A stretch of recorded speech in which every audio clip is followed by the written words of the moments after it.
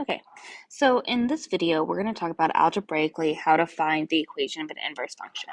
So as a reminder, inverse functions are where the x and the y have been switched. So if we had the coordinate 2, 0, on the inverse, we'd have the coordinate 0, 2. Because inverses come from switching x and y, that is one of the key things that we do in our equation is we just switch the x and the y value. So if we look at this one, well, I just talked about switching the x and the y. One of the first things I notice is that I don't have a y. So with notes, we typically go ahead and we switch our function notation to be a y. So the first thing I'm going to do is rewrite the problem. Y equals negative 4 plus the cube root of 4x plus 1 over 2. Now we can actually do the part that's the inverse, and we're going to switch the location of our x and our y. So this becomes x equals negative 4 plus the cube root of 4y plus 1 over 2. Now that we've switched them, we know that equations like to have y by itself, so I just need to work on isolating y. From our understanding of rationals, we know that in order to solve for something in the numerator, first thing I need to do is get rid of my denominator. So I'm going to go ahead and move that up to give me 2x equals negative 4 plus the cube root of 4y plus 1. Now that everything is on the same level, I don't have any denominators left, I can go ahead and follow my opposite order of operations, and I call that SADMAP. So the first thing I'm going to look for is there anything I could add or subtract to the other side? And I see that I have this negative 4 in the front, so I'm going to add him over.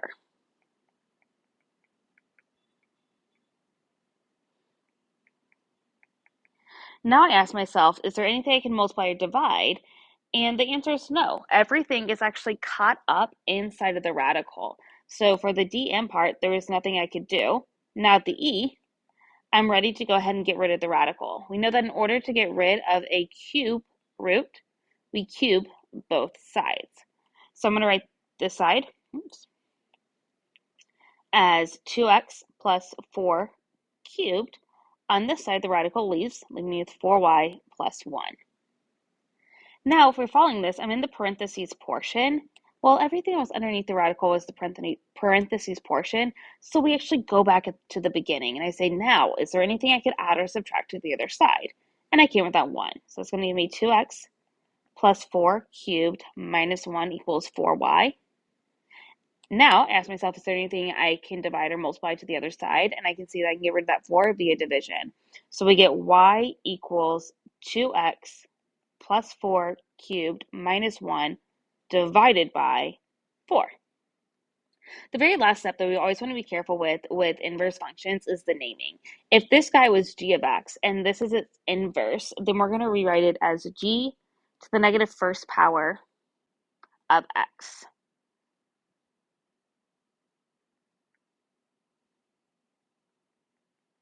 So just rewriting that really quickly. To the negative first power doesn't actually mean to do the reciprocal here, as normal exponent rules would. This is just the notation that says that these two functions are inverses of each other. If I were to plug in a value here, what I get out, so x and y, the opposite would be true for this equation. All right, so let's go ahead and do one more example. Once again, the first thing I'm going to do is I'm going to go ahead and rewrite h of x as y.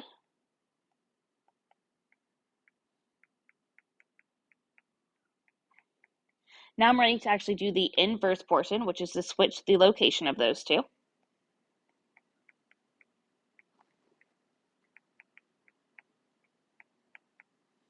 Now that they're switched, I can solve. So once again, I'm going to ask if there's anything I could add or subtract to the other side, and that 9 is going to be the case. So I'm going to get x plus 9 equals 3 times y plus 4 to the 5th. Then I'm going to ask if there's anything I can multiply or divide. That 3 is being multiplied, so it can come over to the other side via division.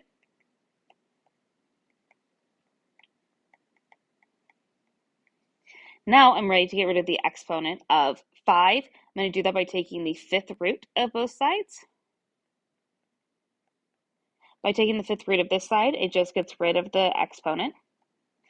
Now into the parentheses. Once again, that means everything that was inside the parentheses, I restart my steps over. So I ask myself, is there anything I could add or subtract to the other side? And that 4 can come over.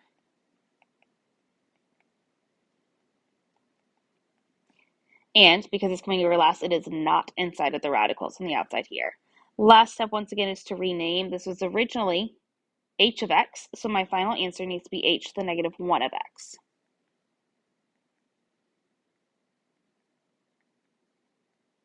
And there you have it. So here are two examples of finding inverse functions.